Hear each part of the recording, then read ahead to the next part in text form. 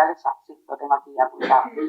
Entonces, bueno, mi nombre es Sausan Al-Juli Marín. Yo soy de padre palestino y de madre española.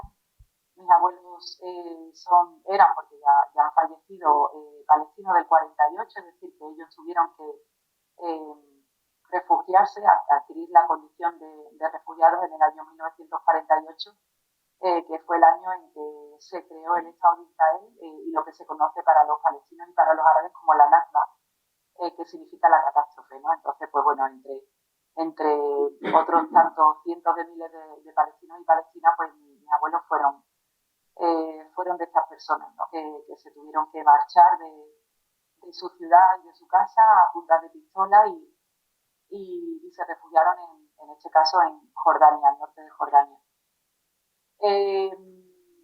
Bueno, yo participo en varias organizaciones, en varios colectivos, entre ellos el Movimiento de Mujeres Palestinas Al-Karama, que es un movimiento que está presente en varios lugares, sobre todo, bueno, aquí en el Estado español tenemos presencia, también en algunos países de Latinoamérica tenemos algunas compañeras también.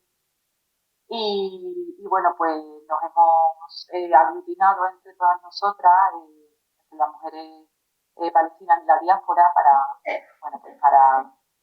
para dar voz, ¿no? a la lucha de las mujeres palestinas a lo largo de la historia, que es un poco lo que pretendo trasladar aquí. No voy a poder hacer un recorrido histórico ni mucho menos porque el tiempo es bastante limitado, pero bueno, voy a intentar centrarme sobre todo en la actualidad, ¿no? Que es lo que nos interesa y más ahora en esta víspera, ¿no?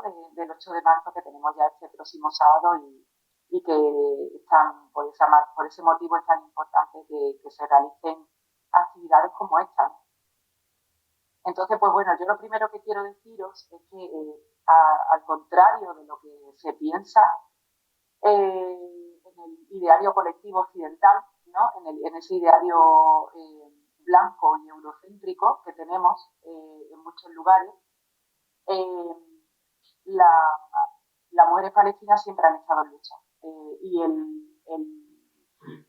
la lucha de las mujeres palestinas por conseguir la igualdad y por conseguir su emancipación al mismo nivel que los hombres, en Palestina no se entiende si esta lucha no va acompañada de la lucha contra el colonialismo. Es inverosímil para cualquier mujer palestina luchar contra el colonialismo sin perseguir al mismo tiempo la lucha por la igualdad y viceversa. Es decir, que esta lucha por la igualdad no se entiende si no se lucha contra el colonialismo israelí, contra el colonialismo sionista, porque precisamente el sionismo se ha encargado durante todas estas décadas atrás de socavar el papel de las mujeres palestinas en la sociedad palestina a todos los niveles, a nivel político, económico, civil, cultural, educativo, etcétera, etcétera, ¿no? Entonces, esto me gustaría que quedara muy claro porque muchas veces la gente, bueno, por la propia propaganda, ¿no? que tenemos aquí y en muchos otros países occidentales, es desconocedora de esta lucha que comenzó hace más de un siglo y que ha sido socavada por el sionismo. De hecho, antes de que se implantara el Estado de Israel y antes de que llegaran esas oleadas de inmigración sionista, de colonos sionistas, la sociedad palestina era una sociedad muy avanzada para su época en todos los sentidos, ¿no? Era una sociedad muy próspera en lo cultural, en lo económico y en muchas cuestiones, ¿no? Y precisamente fue por culpa, ¿no? de esta aparición del Estado de Israel por la que todo esto se echó abajo. Y bueno, ejemplos como este lo tenemos más recientes, ¿no? Lo tenemos más reciente cuando sucedió la guerra de Irak, cuando sucedió la invasión de Libia, y tenemos muchos ejemplos, ¿no? de este estilo, ¿no? Por desgracia. Como decía al principio, no puedo hacer un recorrido histórico muy pormenorizado porque el tiempo no nos lo permite, pero bueno, simplemente para deciros que la lucha de las mujeres palestinas comenzó por poner una fecha, ¿no? Aunque esto puede ser discutible, ¿no? Pero por poner una fecha, en el año 1917, cuando Palestina todavía pertenecía al Imperio Otomano y ya se estaban haciendo un reparto, ¿no?, de la tarta del pastel de Medio Oriente entre Gran Bretaña y Siria, ¿no? Hubo una carta que escribió el entonces ministro de Asuntos Exteriores, bueno, lo que sería equiparable a un ministro de Asuntos Exteriores a día de Gran Bretaña, que este ministro escribió una carta al Movimiento Sionista Internacional en el año 1917, en el que le prometía a dicho Movimiento Sionista Internacional un hogar nacional judío en tierra palestina. Ahí fue cuando empezó a removerse todo, ¿no? Cuando comenzó todo, porque fue entonces cuando comenzaron a llegar, y un poquito más adelante, en el año 1922, Palestina pasó a ser parte a estar bajo un mandato británico desde el año 1922. Se empezaron a posibilitar llegadas de colonos sionistas venidos de muchas partes del mundo, sobre todo de Europa del Este. Y es aquí cuando empiezan los movimientos, sobre todo de mujeres, en contra de estos movimientos migratorios de colonos, porque hay que entender que estos colonos no venían a Palestina a trabajar y a buscarse la vida, ¿no? No podemos hacer una equiparación con una persona migrante que migra a otro país para buscarse la vida y para buscar unas condiciones de vida mejor, ¿no? Este tipo de migración era diferente, era una migración sustentada por una gran potencia, que era Gran Bretaña en este caso, y que lo que pretendía era sustituir a la población palestina, que existía entonces, por población colona sionista, ¿vale? Judía sionista. Aquí fue cuando empezó todo, ¿vale? De hecho, la gran organización de mujeres en Palestina surgió en el año 1921, justamente un año antes de que Palestina estuviera bajo el mandato británico que os comentaba antes, ¿no? Ya empezaron a participar, empezaron a organizarse, ¿no?, las mujeres en distintos ámbitos de participación, ¿no? Incluso en acciones de resistencia armada. Sobre todo en el mundo rural podemos discernir en aquel momento cómo la lucha de las mujeres, digamos que se caracterizaba de dos formas distintas, ¿no? Por un lado estaban las mujeres o las organizaciones de mujeres que pertenecían más pues a la clase burguesa, a una burguesía ahí en Palestina, y entonces se dedicaban quizás a un trabajo más institucional o más asistencial, ¿vale? Por otro lado, tenemos a las mujeres que estaban en el mundo rural, cuyo trabajo era más asociado a la lucha armada y a unirse a esas guerrillas que comenzaron a funcionar aproximadamente en los años 30 en la Palestina histórica, ¿no? Incluso hubo mujeres rurales que formaron sus propias organizaciones de resistencia armada. Hay muchas fechas, hay muchas efemérides. Bueno, la Nakba en el año 48, que os mencionaba antes, fue realmente un varapalo muy grande, ¿no?, para toda la Palestina histórica. De hecho, la mayoría de las familias palestinas, de los cientos se calcula que fueron unos 700.000 palestinos y palestinas que tuvieron que huir de sus casas, de sus hogares por esa implantación del Estado de Israel. Muchas de estas personas creían que podrían volver a sus casas, ¿no?, al cabo de una semana, de un mes, de 2 meses o de X tiempo, ¿no? Entonces supuso una fragmentación muy importante, ¿no? La Nakba supuso una fragmentación muy importante de la sociedad palestina, pero enseguida volvieron a resurgir los movimientos de liberación de toda índole, incluidos los movimientos de liberación de las mujeres, ¿no? En los años 50 y 60 se conformaron otras asociaciones nuevas que hacían un trabajo social y político muy importante. Luego también otra fecha importante en el recorrido histórico de la lucha por la liberación nacional en Palestina fue el año 1967, con la Guerra de los 6 días, que os sonará a muchas de vosotras, donde también las mujeres tuvieron un papel muy importante, donde organizaron marchas protagonizadas únicamente por mujeres. Luego en el año 1987, que tuvo lugar la primera intifada, que fue fue una efeméride, muy importante. Las mujeres confrontaron directamente al ejército sionista en el espacio público, se crearon cooperativas, campañas de alfabetización, se empezaron a hacer campañas fuertes de boicoteo de productos israelíes, etcétera, ¿no? Y fue precisamente en 1987, cuando ya digamos que teníamos una televisión más implantada, ¿no?, aquí en Occidente, cuando los medios de comunicación occidentales empezaron a poner un poquito el foco, voy a decir un poquito, no mucho, en esa participación de las mujeres palestinas en ese levantamiento tan importante que hubo en el año 87, sin tener en cuenta todas las décadas anteriores, ¿no?, de esa participación.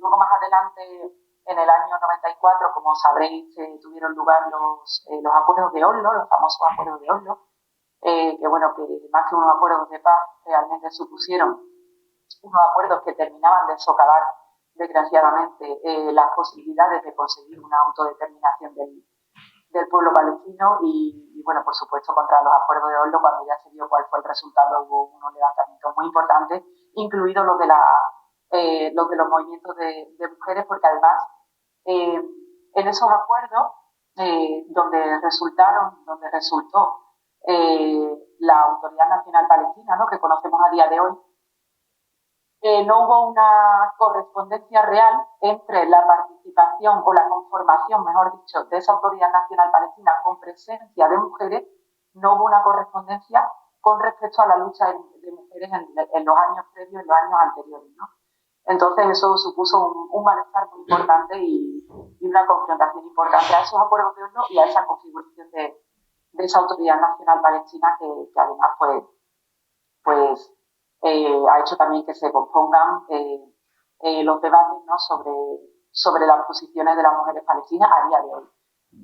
Os digo que, como en muchos casos, ¿no?, tenemos por un lado un gobierno que intenta socavar algunos debates públicos frente a una población que pretende precisamente sacarlos a la luz, ¿no?, y este podría ser un buen ejemplo de ello. Después también hubo otra intifada importante en el año 2000, a lo largo de estas 2 décadas del siglo XXI, pues también ha habido movilizaciones importantes, como la Marcha de la Dignidad, que tuvieron lugar en el año 2018 en la Franja de Gaza, donde también hubo una participación activa de mujeres, etcétera, ¿no? Y a día de hoy estamos viendo también, en fin, con los últimos meses que hemos vivido, ¿no?, de intensificación del genocidio, y a nosotras siempre nos gusta hablar de una etapa actual del genocidio, ¿no?, porque el genocidio realmente se produce en Palestina incluso desde antes de la implantación del Estado de Israel, con una limpieza étnica lenta al principio, pero que se ha ido intensificando en determinados momentos de la historia, con distintos procesos de ocupación y de colonización de Israel sobre Palestina. Claro, aquí lo que nos toca también un poco es, desde en mi caso, ¿no?, el movimiento de mujeres palestinas Al-Karama, lo que tratamos es de contextualizar la situación de las mujeres palestinas también en Europa, ¿no?, porque desgraciadamente en Europa se vive una islamofobia de género importante y seguramente las compañeras de mesa que van a intervenir a continuación estarán bastante de acuerdo, ¿no? En los últimos años ha habido un movimiento de islamofobia en toda Europa muy, muy importante, en medios de comunicación, en los discursos políticos, institucionales, en la cultura de masa, etcétera, etcétera, ¿no? Y además las mujeres, y hablo de las mujeres árabes en general, ¿no?, y en la parte que me toca las mujeres palestinas, ¿no?, pero sobre todo las mujeres musulmanas, aquellas que deciden llevar el hijab, que son muchas las que deciden llevarlo, pues lo sufren, ¿no? Especialmente sufren esta islamofobia de género precisamente por tener un elemento identificable, ¿no? Entonces ellas son unos blancos mucho más fáciles para la discriminación y para ser blanco de esos delitos de odio, ¿no? Y a pesar de que hay marcos legales en Europa que supuestamente garantizan la no discriminación por distintos motivos, ¿no?, entre ellos los motivos religiosos, ¿no?, pues la realidad es que existen políticas y legislaciones que contribuyen a la normalización y a la legitimación de esa discriminación, ¿no? Entonces, bueno, pues al final lo que se consigue con esta islamofobia de género es crear sobre la población, y de hecho se encargan muy bien, por desgracia, los medios de comunicación, ¿no? La creación de estereotipos negativos, ¿no? Que optan por una construcción muy reduccionista, ¿no? Que erosiona realmente la diversidad social, cultural, económica, etcétera, etcétera, de las mujeres musulmanas en general, ¿no? Y un discurso en el que la mujer es percibida como un elemento pasivo, como víctima del machismo, ¿no? O del fundamentalismo islámico en este caso, ¿no? Es decir, que se instrumentaliza ese componente islamófobo entremezclado con discursos sexistas, ¿no? Precisamente en un sistema, bueno, hablo del caso del Estado español, pero podríamos irnos a cualquier otro país europeo seguramente, un sistema que reina también todavía en Occidente, donde aún se lucha, ¿no? Las mujeres luchamos por defendernos de una estructura patriarcal y que ejerce una violencia sistemática, sistémica hacia la mujer, ¿no? Y que además es doblemente discriminatoria contra las mujeres musulmanas, ¿no? Como decía al principio, ya voy terminando, que sé que me dijo Gloria que intentara ser breve. Como iba comentando al principio, en algún momento lo he comentado de pasada, el sionismo es el primer interesado, ¿no? en que las mujeres palestinas se queden en el ámbito privado de sus casas y no tengan esa capacidad de combatir el sistema colonial en la esfera pública, ¿no? Pero sin embargo, a pesar de que por supuesto en muchos casos consiguen dinamitar estos intentos, sobre todo en estos últimos meses de genocidio, donde hemos visto tanto en la Franja de Gaza como en Cisjordania, donde las mujeres han sido especialmente violadas y agredidas sexualmente, tanto en la Franja de Gaza como en las cárceles en Cisjordania, donde hay un número muy considerable de presos y presas palestinas, y donde especialmente las presas son sometidas a este tipo de agresiones sexuales o de tocamiento y de, en fin, humillaciones de todas clases, ¿no? Y precisamente lo que persiguen las fuerzas sionistas de Israel es que las mujeres no participen en la lucha contra la liberación nacional, a sabiendas de los años, las décadas que preceden a esa cultura de la mujer palestina en la lucha contra la liberación nacional, ¿no? Acompañada de su propio empoderamiento como mujeres. Y lo hemos visto también en la Franja de Gaza, ¿no? Hemos visto como uno de los objetivos más prioritarios por parte del ejército israelí en estos últimos meses de genocidio eran sin duda las mujeres, ¿no? Se ha producido un verdadero feminicidio en estos últimos 15 meses en la Franja de Gaza, ¿no? Y lo que pretende el sionismo precisamente eso, ¿no? La destrucción de la participación de las mujeres en la lucha. Y bueno, me gustaría comentar muchas más cosas, pero voy a dejar ya paso al resto de las compañeras de la mesa y quedo a vuestra disposición para cualquier pregunta o reflexión que queráis hacer. Muchas gracias.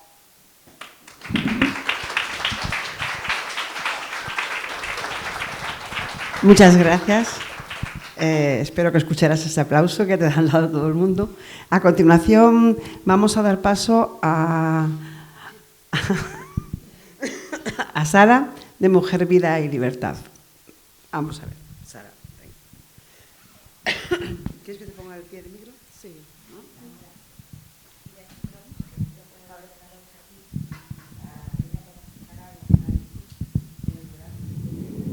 ¿Me escuchas bien ahí tú? Hola, ¿nos escuchas? ¿Sí? Vale, perfecto. Sí, escucho bien, gracias. Soy Sara Faruqi, de Irán. Libertad como banderas global. Buenos días a todos. Muchas gracias. Buenas tardes. O buenas tardes. Eso que escribo este día. Muchas gracias por esta oportunidad para mí, como una mujer iraní que sigo o apoya el movimiento de Mujer, Vida, Libertad.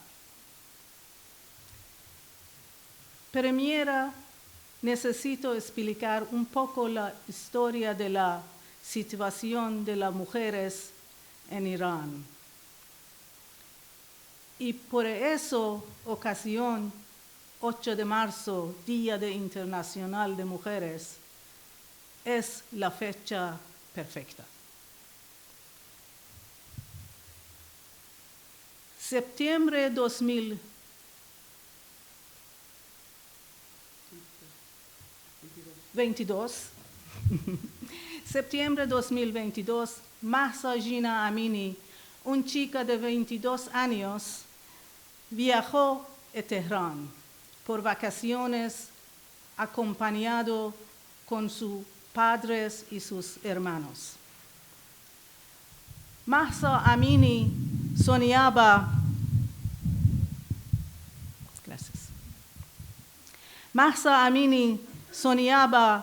con una vida normal.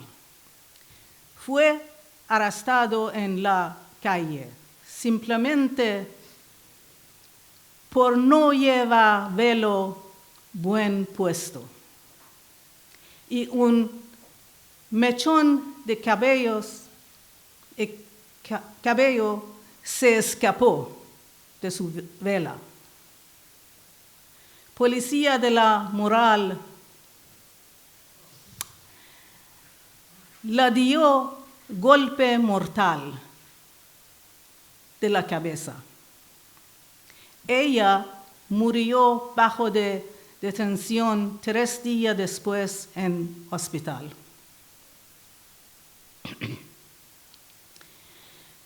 Después de su muerte, convirtió en ola de protestas, como dentro y fuera de Irán. Y movimiento de mujer, vida, libertad ha nacido. Pero respuesta del régimen islámico Irán fue brutal. Tantos cientos muertos y miles de arrestos ha ocurrido bajo un ataque directo contra la libertad y humanidad.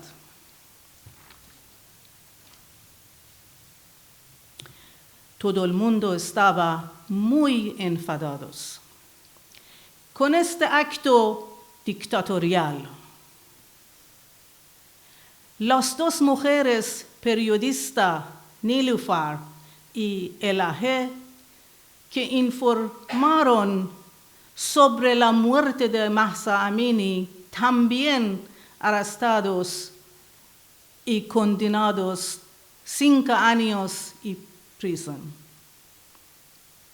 acusadas de actos terroristas contra la seguridad nacional y propaganda contra el régimen islámico y contra la ley de Dios. Sin embargo, las mujeres iraníes, lejos de dar marcha atrás, transformamos su dolor en acciones contra el régimen barbárico, tanto dentro o fuera del país. Pero primera vez que realmente mujeres iraníes estaban en la calle por protesta será de 8 de marzo 1969, unos pocos años después de revelación islámico el poder, contra la ley de hijab. ¿Qué es hijab? ¿Qué significa para el día de millones de mujeres? La ley de hijab legalizará controlar a mujeres y niños totalmente. Mujeres deben cubrirse bajo un velo para no provocar a los hombres sexualmente. Por ejemplo, en escenario que tú eres causa de provocaciones de un hombre y él te viole, eso es tu culpa como mujer. Entonces, te castigaron a ti.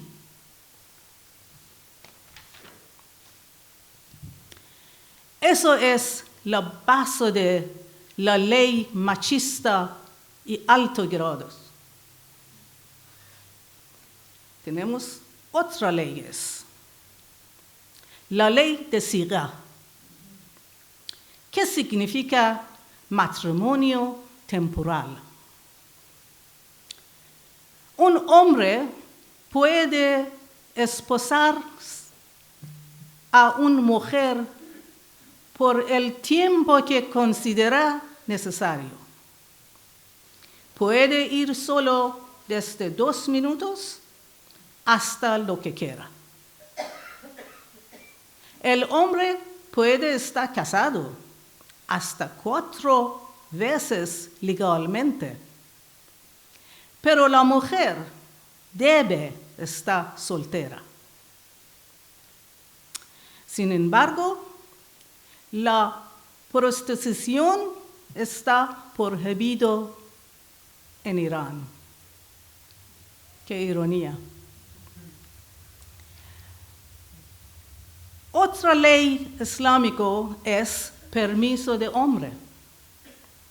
Una mujer necesita el permiso de su marido para hacer actividades fuera de casa, incluido viajar, trabajar, sacar su pasaporte, alquilar piso, alquilar el coche, etc. Una mujer soltera también necesita permiso del padre y abuelo para casarse desde los 9 años.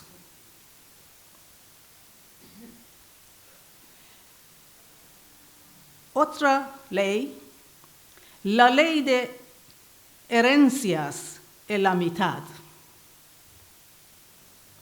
Otra injusticias. Una mujer, después de la muerte de sus padres, por la ley de islámico, solo hereda la mitad que sus hermanos varones. ¿Por qué ella vale la mitad de un hombre?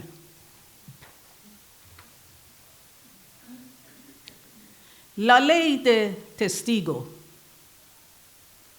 También en caso que una mujer está testigo en acto criminal o un accidente de tráfico, estar solo una mujer no vale. Cuenta con 2 mujeres. La ley de divorcio. En caso que una mujer divorciarse, no tiene derechos a estar con sus hijos menores. Un hombre normalmente o naturalmente es dueño de hijos, total. La ley de prohibido la voz de mujeres en público. Cantar, bailar, tocar música está prohibido para mujeres. Eso también se considera pecado sexual para de hombres. Imagínate ¿Qué controla tan fuerte vivimos? Por eso, como una mujer de castigaron y con multas, prisión, tal vez pena de muerte. Tenemos muchísima artista en la cárcel ahora, todavía. Las leyes religiosas islámicas son para decirte que tú no tienes derechos básicos de humanidad. Cómo elegir qué ropa tú ponerte y cómo vivir tu vida entera. Por fin, jóvenes iraníes quieren gritar y luchar con sus artes y no quieren vivir bajo el miedo del régimen dictatorial. Nosotros merecemos una vida mejor. Queremos vivir en paz y igualdad y ser libre. El grito de libertad de las mujeres iraníes no es solo suyo. Nos desafía a todos. Mujer, vida, libertad. Muchas gracias por escucharme.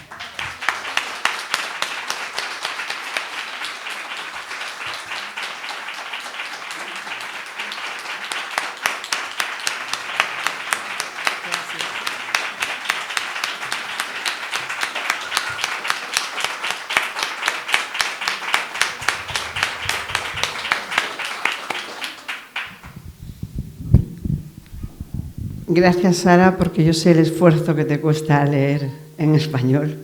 Y gracias. Y este aplauso va para ti, para todas las mujeres de Mujer, Vida y Libertad, para todas las mujeres que están allí en Irán y por Mahsa Amini, que empezó todo esto, empezó esta guerra.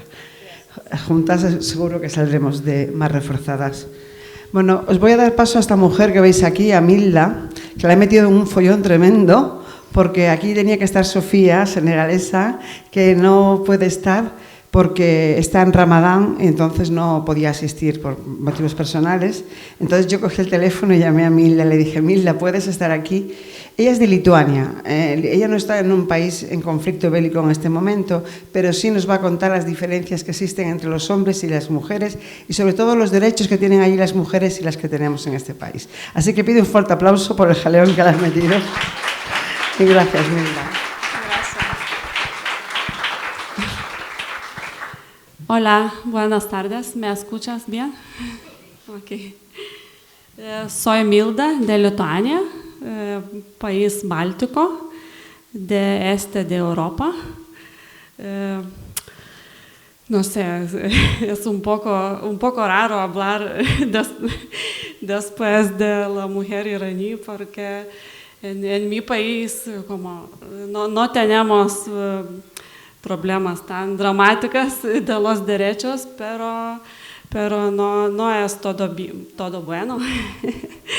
Y tengo un poco los datos que hablar sobre nuestro contexto, sobre el contexto de mi país. En primer lugar, voy a contar un poquito sobre mi país, porque no es posible que no todas las personas saben mucho. Lituania es un país pequeño cerca del mar Báltico, en noreste de Europa. Su superficie es de más de 65 kilómetros cuadrados. Es más pequeña, por ejemplo, que Andalucía. Es un país muy pequeño y actualmente tiene menos de 3 millones de habitantes. mientras que, por ejemplo, Andalucía tiene más de 8 millones. Es importante señalar que Lituania ha sobrevivido a más de una ocupación. Después de la Segunda Guerra Mundial, fue ocupada por la Unión Soviética y vivió bajo ocupación durante 50 años, hasta 1990, cuando declaró su independencia. Un periodo importante en la historia de Lituania es la Declaración de Independencia en el periodo de entreguerras de 1918. Ese periodo es importante porque en ese mismo año, 1918, a las mujeres se les concedió el derecho a votar en Lituania. Y por eso Lituania se convirtió en uno de los primeros países de Europa en conceder este derecho a las mujeres.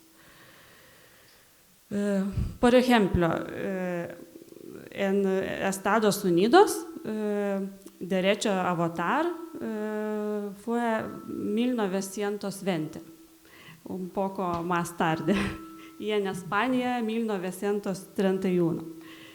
Y mientras tanto en Suiza, este derecho recién se concedió a las mujeres en 1971 solo. No hace mucho tiempo. Y en Lituania las primeras elecciones democráticas tuvieron lugar en 1920. En la década de 1940, Lituania fue ocupada por los soviéticos, quienes introdujeron nuevas tradiciones en el ámbito de los derechos de las mujeres. Debido a que los soviéticos estaban intentando introducir una especie de sistema comunista, todas las mujeres estaban obligadas a trabajar.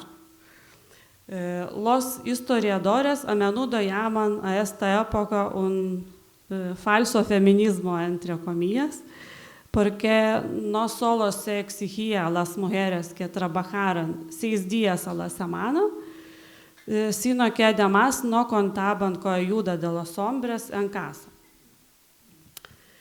En una época en la que se producía la revolución sexual en los países occidentales y surgía la segunda ola del feminismo, Lituania vivía tras la cortina de hierro, como hielo, sí. Todavía no hablo muy bien español, lo siento por los errores. Sí. Y no veía ninguna noticia de Occidente. No pasa nada.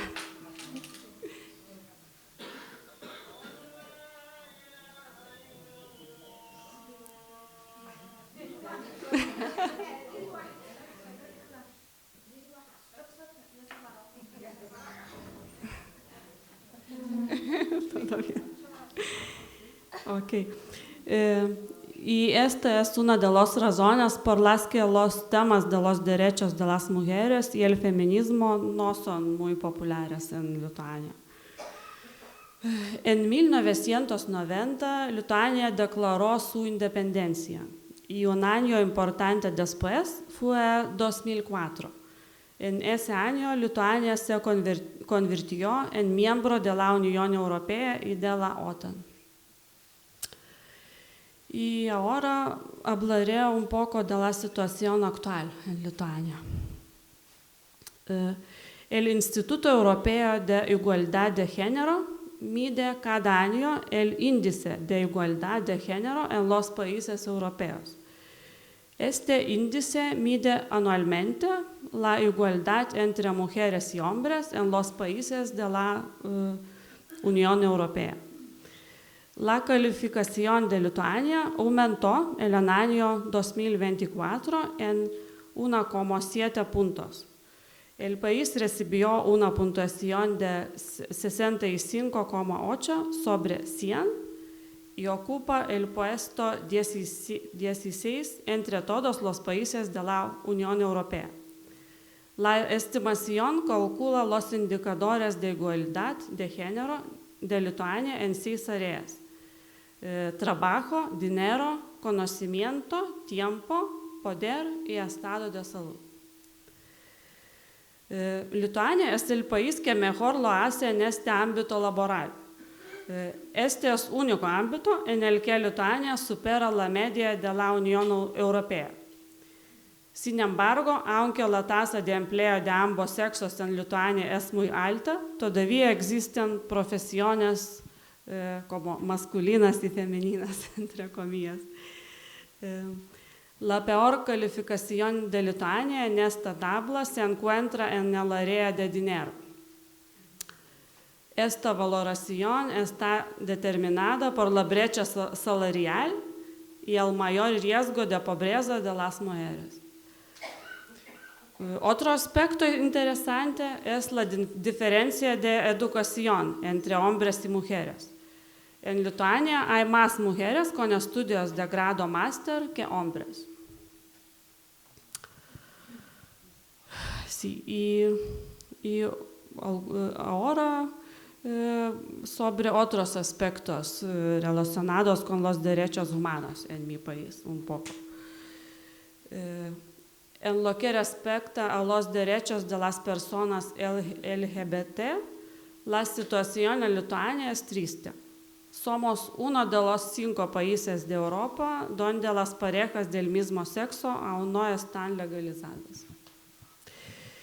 El aborto es legal en Lituania desde 1955, cuando el país todavía formaba parte de la Unión Soviética. Después de la independencia, los abortos quirúrgicos estaban disponibles y desde 2023 también se legalizó los abortos con medicamentos en mi país.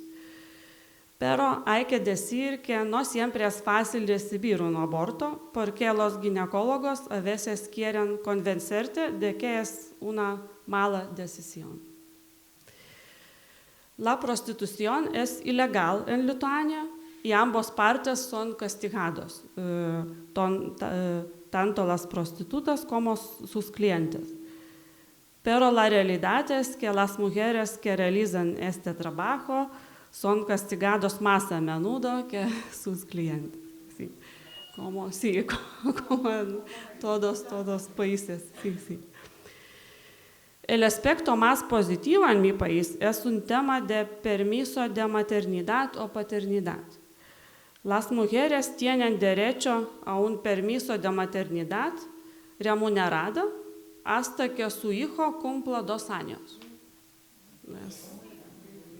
Sí, es desde época soviética tenemos esto y es algo bueno que puedo decir, sí. Yo sé. Uh-huh.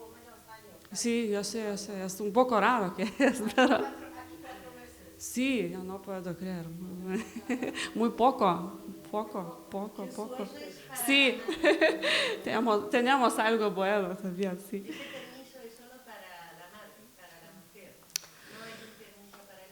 Hay permiso para el padre, pero no estoy segura cuánto tiempo pueden padres tener. Las mujeres tienen opción de tomar licencia de maternidad por hasta 3 años, pero el 3er año no pagado. Sí, pero en trabajo ellos tienen que esperar a la mujer. Sí. Eso es algo bueno, sí. Sí. Y en el caso de violencia, es también muy importante, cuestión importante del feminismo. Puedo decir que no es es muy difícil decir o contar estadística. Porque no hay como aquí, no hay concepto de violencia machista, solo hay como violencia doméstica. Sí. Por eso es muy difícil decir cuántos casos es. Pero posible notar que violencia doméstica cada año es más poco. Sí, machista, sí. Nosotros llamamos violencia machista, ahí ellos no quieren llamar eso en mi país, sí. Hay muchos estereotipos de verdad.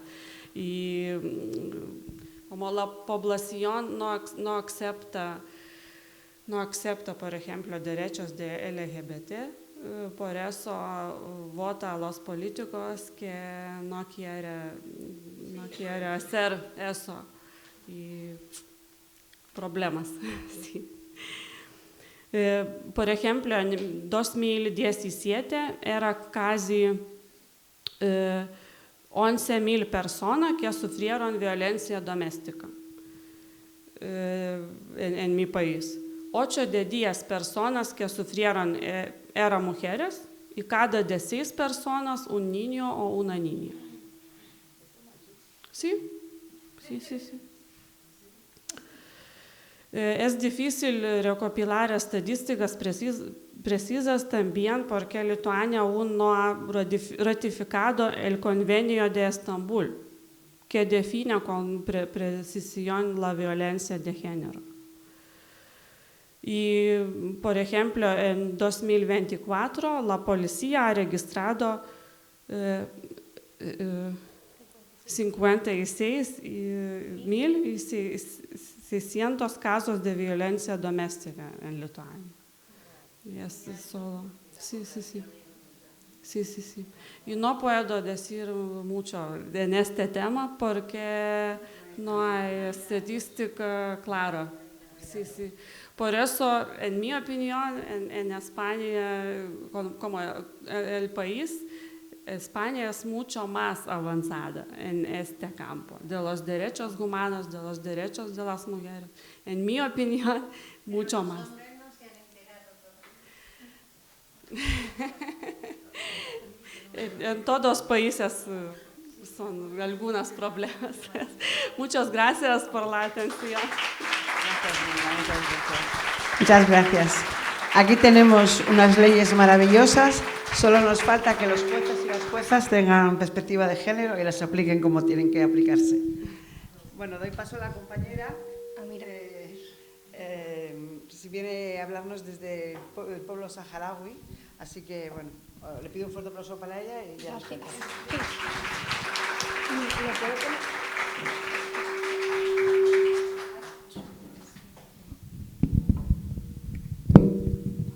Hola, buenas tardes. En primer lugar, obviamente, dar las gracias por cedernos un poco este espacio y dar voz a la mujer saharaui, que casi siempre es la mujer silenciada, o mejor dicho, la historia del Sáhara Occidental está silenciada. Gracias a todas las personas que estáis aquí. Me parecéis todas unas mujeres maravillosas, pero me hubiese encantado ver a mujeres menores de 25 años porque al final la lucha feminista y la lucha de la igualdad es nuestra. Vosotras ya habéis luchado muchísimo para que nosotras hoy estemos aquí teniendo voz y voto.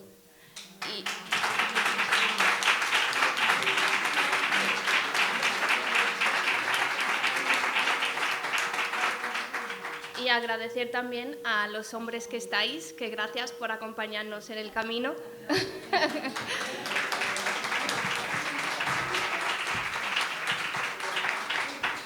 Y me llamo Amira, tengo 24 años y soy saharaui, aunque lo de ser saharaui es más importante que ser Amira en muchos casos. No sé autoidentificarme sin decir que soy del Sáhara Occidental.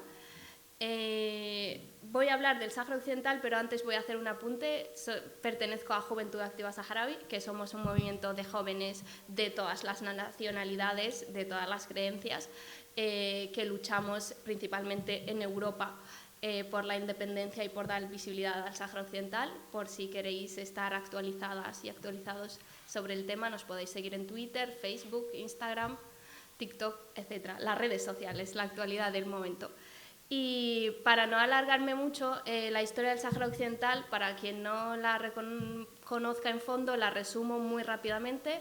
En los tratados de Oslo, pues las 5 potencias europeas se dividen África y a España le toca un cacho bastante bonito, que es el Sáhara Occidental, que se encuentra en el noroeste de África, limitando en el norte con Marruecos, este Argelia y sur Mauritania.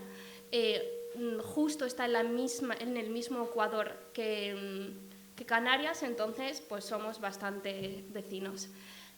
Cuando empieza el movimiento panafricanista y de la liberación de los países y la independencia de los países africanos en los años 60, los saharauis también se levantan contra el colonialismo español buscando una independencia y una mayor autonomía pues, del territorio saharaui. Lo que pasa es que España en aquel momento pues, estaba gobernando el franquismo, que ya conocemos un poco la historia, y entonces se ofrece un convenio, se crea el movimiento del Frente Polisario, que es el movimiento para la liberación de Saga y el Hamra y el Río de Oro, y empiezan pues, por jóvenes que luchan por la independencia del Sáhara Occidental. En los años 60, cuando los saharauis empiezan aún más ese movimiento de liberación, se les ofrece un tratado, que es decir, el Sáhara se queda español, pero en vez de ser colonia es una provincia, y por eso se lo conocía como el Sáhara español, provincia 53. Y todas las personas que nacieron desde los años 60 hasta el 75 bajo colonialismo español tenían un DNI español. Antiguamente eran unas cartillas así de grande. Y entonces, en los años 70, cuando se empieza a flaquear lo que es el gobierno franquista, pues a nivel internacional ven cierto interés en el Sáhara Occidental. Es una posición geográfica, es una puerta al resto de África, tiene bastante costa y encima tiene minerales, tiene fosfato, que por cierto el fosfato abastece al 80% de la población mundial por el fosfato que existe en Laayoune, que es la capital del Sáhara Occidental. Y es ahí cuando Marruecos empieza a reclamar el Sáhara Occidental como suyo. Aunque ya anteriormente unas comisiones de la ONU, sobre todo la Comisión de La Haya, declararon que el Sáhara Occidental es un territorio no autonómico y que España tenía que descolonizar. En 1975, el 14 de noviembre, que para nosotros es el peor día que ha podido existir en nuestra historia, en Madrid, España vende el Sáhara Occidental a Mauritania y a Marruecos mediante el Tratado Tripartito de Madrid, donde a cambio de esa venta España puede seguir pescando y explotando los recursos naturales del Sáhara Occidental sin ningún añadido o un extra. Empieza la guerra entre los saharauis bajo el Frente Polisario, Marruecos y Mauritania. Mauritania se retira en el 83 y se queda la guerra entre Marruecos y el Sáhara Occidental. Muchos saharauis se ven obligados a exiliarse y a huir de la guerra yendo al este, que es justo delimitando con Argelia, en uno de los desiertos más inhóspitos del mundo, que se llama el Ahmada, que es a día de hoy donde se encuentran los campamentos de refugiados saharauis con más de 200.000 personas, y el resto se quedan bajo la ocupación marroquí. Resumiendo un poco, en los años 80, mientras celebrábamos la caída, bueno, yo no, muchas de las personas que estáis aquí, la caída del muro de Berlín como una libertad y una victoria para los derechos de la humanidad. De mientras tanto, Marruecos construía el muro más largo del mundo, con apoyo de Francia y Estados Unidos, conocido como el Muro de la Vergüenza, el muro más minado de la historia. Entonces, lo construye de norte a sur con 6 partes, midiendo 2.700 kilómetros, que en 2020 volvió a construir la 60 parte, que es la brecha del Guerguerat, la única que quedaba que no estaba bajo ni control marroquí ni saharaui, y construyó hasta llegar a los 3.000 kilómetros. Ahora bien, tenemos 2 partes: personas bajo la ocupación marroquí y personas en los campamentos de refugiados saharauis. El alto del fuego viene en 1991, donde la ONU promete un referéndum para que los saharauis decidan qué quieren ser, una autonomía marroquí, española o el Sáhara Occidental.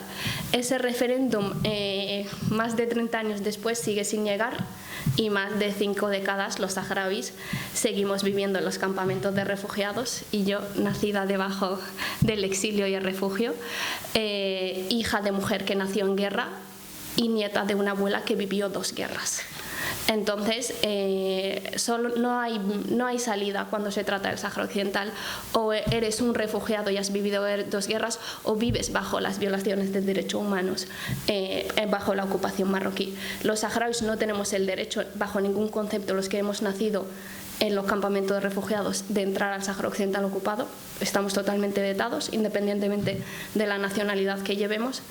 Entonces, allí empieza un poco el derecho internacional. Yo siempre me pregunto, ¿dónde está el derecho internacional? ¿Realmente existe el derecho internacional o solo existe para los que lo escribieron en su momento? No para el resto de la población mundial. En el caso de las mujeres es muy complejo porque son 3 vertientes: mujeres bajo la ocupación marroquí, mujeres en los campamentos de refugiados y mujeres en la diáspora. Entonces, resumiendo un poco, la sociedad saharaui es una sociedad sumamente matriarcal porque con el inicio de la guerra los saharauis decimos una sola mano no aplaude. Entonces, si los hombres estaban en el frente, las mujeres se encargaron de construir los campamentos de refugiados desde cero. Educaron, empuñaron armas con los hombres, fueron madres, hijas, maestras, espías, fueron todos los que podían ser y más.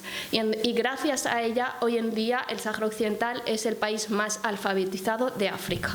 Sin esa labor no habríamos hecho absolutamente nada y posiblemente a día de hoy no estaríamos tan alfabetizados. Igual que Lituania, las mujeres saharauis suelen tener más acceso a la educación y suelen tener estudios universitarios, máster, etc., gracias a convenios internacionales con Argelia sobre todo, Libia en su momento y Cuba. Entonces, las mujeres saharauis en los campamentos de refugiados viven constantemente una lucha de transmitir la lucha del Sáhara Occidental por su independencia, pero sobre todo una supervivencia, porque como mujeres nunca nos podríamos realizar en un entorno refugiado, ni siquiera como ser humano nos podríamos realizar, así que como mujeres mucho menos, porque al ser mujeres nuestras trabas siempre son mayores, independientemente de donde nos encontremos. Al final nos atraviesa nuestro género. En la diáspora es muy interesante porque al final nuestra identidad, me quiero identificar saharaui porque me aferro, aunque yo no conocía el Sáhara Occidental, pero a la vez vivo en un país europeo, occidental, se me exige que no sea saharaui, que no sea musulmana y que me integre. Un poco raro que es integrarse. Los pedagogos apostamos por la inclusión más que por la integración. Entonces, es un poco complejo, como ha comentado la compañera, sobre todo cuando venimos de contextos árabes. Pero yo me quiero centralizar en las mujeres que viven pues bajo la ocupación marroquí en los territorios ocupados. Recordemos que un 80% del territorio del Sáhara Occidental se encuentra ocupado por Marruecos. Os voy a recomendar un informe y un documental.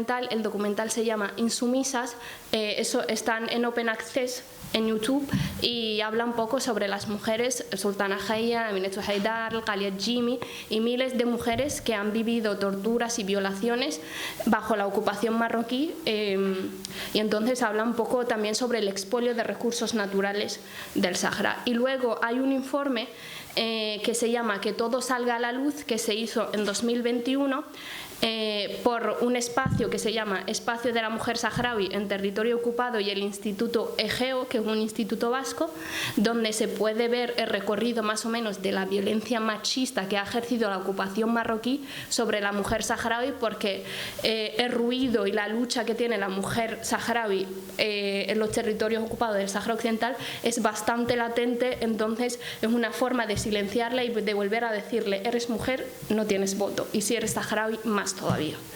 Entonces, en este informe es bastante interesante porque es muy actual y es de los pocos informes donde hablan de una forma bastante verífica sobre todo lo que ha sucedido, teniendo en cuenta que todos los observatorios nacionales y de derechos humanos e internacionales y los periodistas están vetados en el Sáhara Occidental. Y sobre todo si manifiestas tu interés por el derecho de los saharauis, como hemos visto ahora, se han expulsado desde los compañeros de SEAS, desde los periodistas del Público, el periodista del Intermedio Francisco, parlamentarios europeos, españolas y españoles. Entonces, este informe es bastante interesante y bastante completo. Y nos dice un dato bastante preocupante, que las mujeres de 12 a 73 años todas han sufrido algún tipo de violencia machista por parte de la ocupación marroquí por el simple hecho de ser mujeres, aunque un 60% destaca que la violación que ha sufrido y el sistema patriarcal que está viviendo se debe a que ella lucha por los derechos humanos o milita en un movimiento donde se fomente y se lucha por los derechos de las mujeres y del Sáhara Occidental. Un 89% ha sufrido una violencia del derecho a la vida, es decir, intento de asesinato, etc. Un 90% tortura física y psicológica, un 68% violencia sexual, un 91% violaciones de la libertad y la seguridad, un 27% desplazamientos forzados, un 53% violaciones de los derechos económicos y laborales, se les prohíbe determinantemente trabajar. Mejor dicho, no se les ofrece una oportunidad de trabajar, ya sea en el sector público o privado. Porque como tú luchas por la independencia del Sáhara Occidental y yo considero que eres independentista porque ellos consideran a los que luchan por el Sáhara Occidental independentista, pues yo no quiero personas que alteren el orden público de mi país. Y un 75% denuncia violaciones de los derechos sociales, de la salud y la educación, lo más básico. Sin educación no podemos actuar, no podemos reflexionar y ni siquiera podemos llegar a hacer crítica sobre lo que estamos viviendo, y si no tenemos salud, pues evidentemente no podemos hacer nada. Y por último, un 91% violaciones de los derechos culturales. No pueden acceder a los espacios públicos ni a los espacios de ocio, ni pueden manifestar su identidad saharaui, que por cierto hoy llevo melfa porque melfa es la ropa típica de la mujer saharaui de la resistencia. Melfa es con la que construyeron las primeras tiendas de campañas para cubrirse del frío, del agua y de aquel clima tan inhóspito y árido. Y entonces el simple hecho de llevar melfa es una forma de manifestarse y es una apropiación cultural y una desidentidad que quieren hacerles sufrir. Es responsable obviamente de todas estas violaciones de derechos, son parte del ejército marroquí, desde gendarmería, policía secreta, etc. Y tiene un impacto a todos niveles, psicológico, familiar, personal, incluso de identidad, quién yo soy o quién estoy siendo. Pero sobre todo, un dato que a mí digo, vale, se pueden dejar en la impunidad muchos casos porque eres mujer saharaui, porque luchas por los derechos de la mujer, pero aunque sea un 1% que no quede en la impunidad, pero no. De nuevo, el 100% de los casos que denuncian las mujeres saharauis, ya sea que defensoras de derechos humanos o simplemente mujeres saharauis, quedan en la impunidad, nunca llegan a un juicio, nunca son escuchadas. Y no son escuchadas ni bajo la ocupación marroquí, ni somos escuchadas a nivel internacional, porque nadie quiere hablar del Sáhara Occidental, nadie quiere saber del Sáhara Occidental. Y entonces aquí es cuando realmente el 8M es un día súper importante, porque gracias al 8M las mujeres hemos conseguido muchísimas cosas, pero sobre todo la libertad de elección, la libertad de decisión y la libertad de manifestar lo que nosotras queramos. Entonces, yo siempre digo, cada país, cada contexto, incluso dentro de cada misma comunidad, las mujeres les atraviesan unos problemas diferentes a los que los pueden atravesar en otro sitio. Las mujeres luchan por unos derechos diferentes a las que luchan otras, pero mientras solo exista una mujer en el mundo donde no pueda decidir y donde sufra violencia machista, yo creo que el resto de mujeres nunca seremos libres, aunque en nuestros países lo seamos.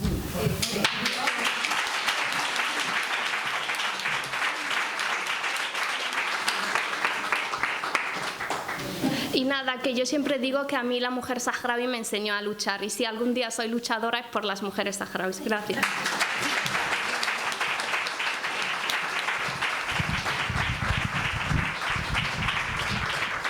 Te doy las gracias, porque a veces yo personalmente, hablo en nombre propio, se cansa de estar todo el día luchando, pero escuchar a personas como tú, jóvenes, con esas ganas de seguir luchando, vuelve a revivirme, que merece la pena.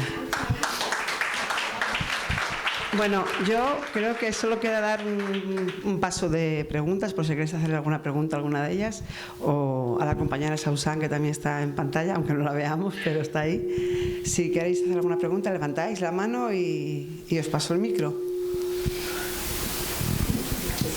¿Quién se anima?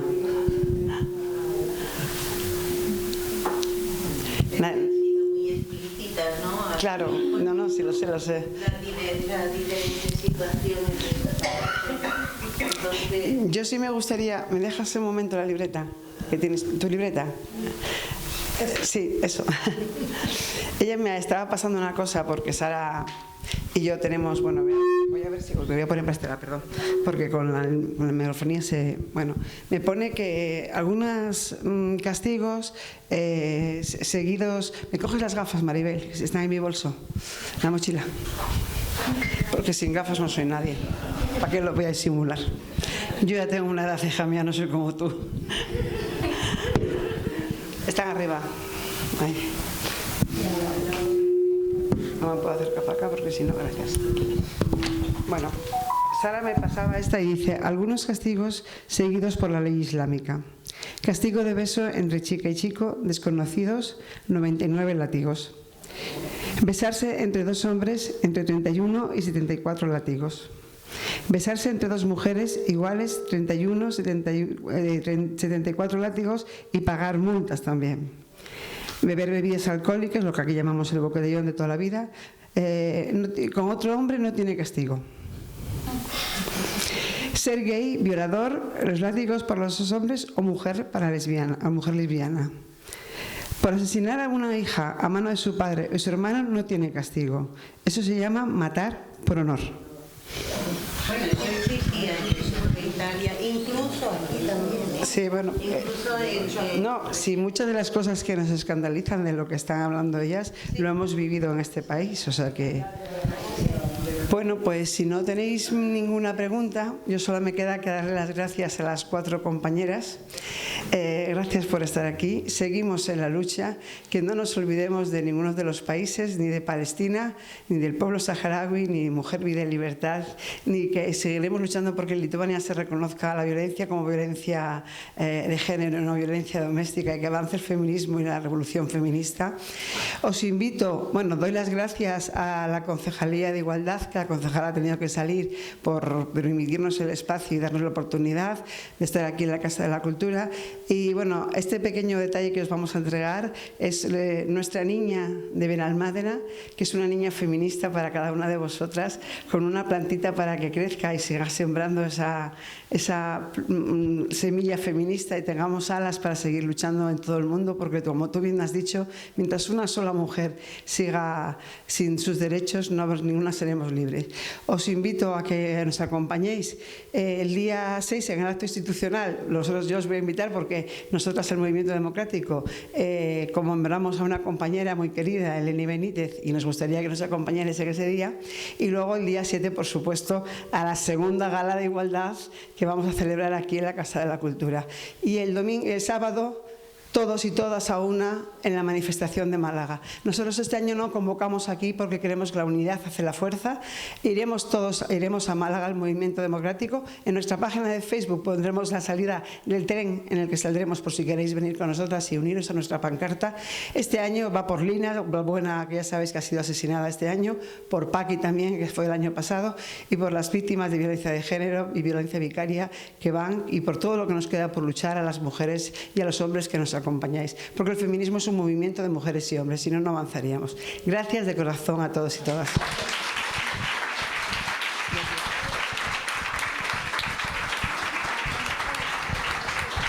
Bueno, permitidme que diga que la plantita nos la ha donado Benalflor, ¿vale? Para que se sepa. Os doy aquí a Gracias.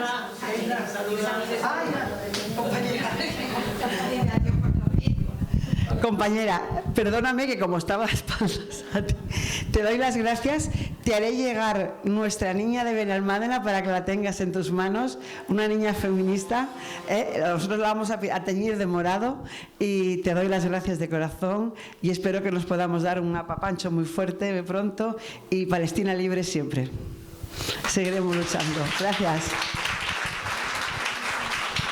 Te pongo para que te oigan, ¿vale? Y ha sido un placer escuchar a las compañeras. Muchas gracias. Gracias a ti, de corazón. Gracias. Bueno, ahí tenéis. Muchas gracias.